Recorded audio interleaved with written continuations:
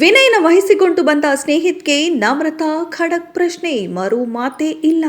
ಹೌದು, ವಿನಯ್ ಗೌಡ ಅವರ ಜೊತೆ ಸ್ನೇಹಿತವರು ಒಳ್ಳೆಯ ಫ್ರೆಂಡ್ಶಿಪ್ ಇಟ್ಟುಕೊಂಡಿದ್ರು. ಎಲಿಮಿನೇಟ್ ಆಗಿ ಹೊರಗೆ ಹೋದ ಬಳಿಕವೂ ಇದನ್ನು ಅವರು ಮರೆತಿಲ್ಲ. ಎಲಿಮಿನೇಟ್ ಆದ ಎಲ್ಲ ಸ್ಪರ್ಧಿಗಳು ಸದ್ಯ ಬಿಗ್ ಬಾಸ್ ಮನೆಗೆ ಬಂದಿದ್ದಾರೆ. ಈ ವೇಳೆ ಯಾರು ಗೆಲ್ಲಬೇಕು ಎನ್ನುವ ವಿಚಾರ ಬಂದಿದೆ. ಸ್ನೇಹಿತ್ ಅವರು ವಿನಯ್ ಹೆಸರನ್ನ ತೆಗೆದುಕೊಂಡಿದ್ದಾರೆ. ತಮ್ಮ ಹೆಸರನ್ನ ಯಾಕೆ ತೆಗೆದುಕೊಂಡಿಲ್ಲ ಎನ್ನುವ ಬಗ್ಗೆ ನಮ್ರತಾ ಪ್ರಶ್ನೆ ಮಾಡಿದ್ದಾರೆ. ಇದಕ್ಕೆ ಸ್ನೇಹಿತ್ ಉತ್ತರಿಸಿದ್ದಾರೆ. ಆ ಬಳಿಕ ನಮ್ರತಾ ಮತ್ತೆ ಪ್ರಶ್ನೆಯನ್ನ ಕೇಳಿದ್ದಾರೆ. ಅವರು ಕೇಳುತ್ತಿದ್ದ ಪ್ರಶ್ನೆಗಳಿಗೆ ಸ್ನೇಹಿತ್ ಅವರಿಗೆ ಏನ್ ಹೇಳಬೇಕು ಅನ್ನೋದೇ ಗೊತ್ತಾಗ್ಲಿಲ್ಲ.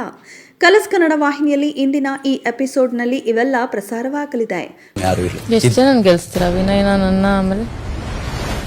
ಇಂದು ರಾತ್ರಿ 9:30ಕ್ಕೆ ಮತ್ತಷ್ಟು ಬಿಗ್ ಬಾಸ್ನ ಅಪ್ಡೇಟ್ಸ್ಗಳಿಗಾಗಿ ಸ್ಟೇ ಟ್ಯೂನ್ ಸಿರಿ ಟಿವಿ.